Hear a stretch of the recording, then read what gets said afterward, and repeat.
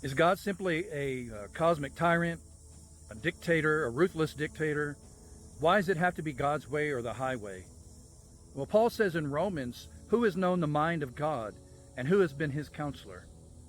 Who is God indebted to? Paul asks.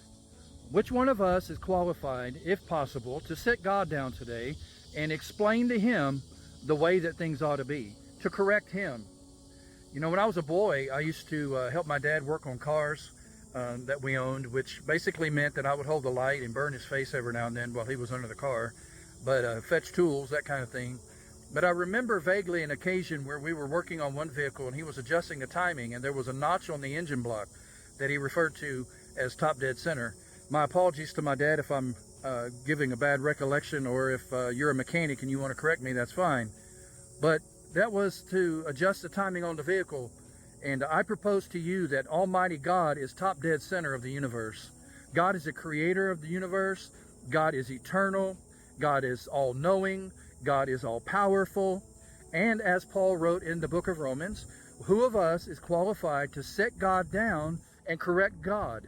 Who among us has the wisdom, the knowledge to sit God down and correct him, to explain to him, you know, I don't like the way you're doing things. I don't like the way you reacted to that. I don't like what you've said. I don't like the demands that you are making. I think you're out of line. I propose that's not going to happen. It shouldn't happen.